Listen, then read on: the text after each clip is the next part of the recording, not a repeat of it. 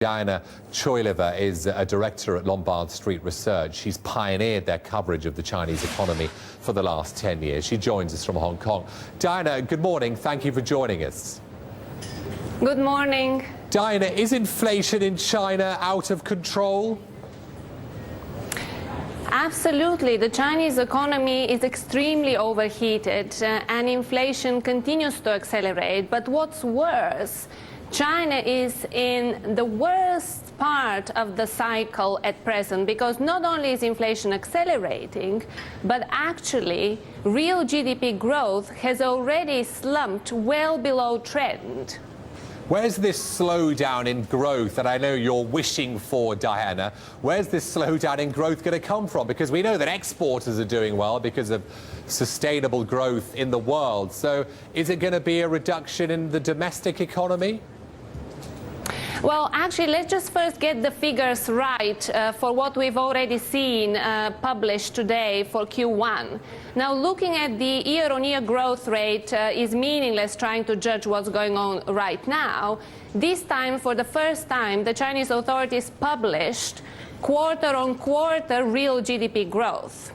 Now, on their numbers, actually, growth is just a little bit below trend at 2.1% up in Q1, if we take trend to be 2.5%, in other words, 10% annual rate.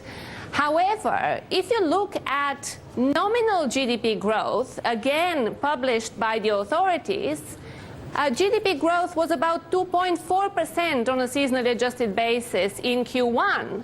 So that would suggest to you that if the official real GDP quarterly growth number was correct, then inflation on a quarterly basis was nearly zero in the first quarter. But on the other hand, we have the CPI inflation numbers, and they don't show that. On the contrary, they still show continued increase in prices in the first quarter. So which data is right? And which data is right?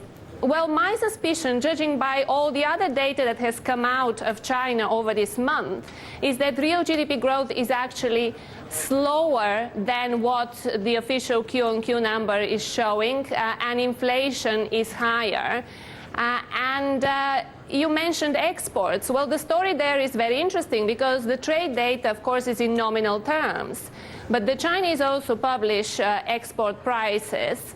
And we can judge, it's a year-on-year growth rate, but we can look at, create an index and look at what's happening quarter on quarter. Well, actually, Chinese export prices are rising fast. And we can see that development also in some data published in Hong Kong, which tracks Chinese re-exports via Hong Kong, that price level. And inflation, export inflation in China is accelerating fast. So in real terms, the export performance hasn't been as striking as it appears in nominal terms. And on the other hand, we have the very weak money numbers.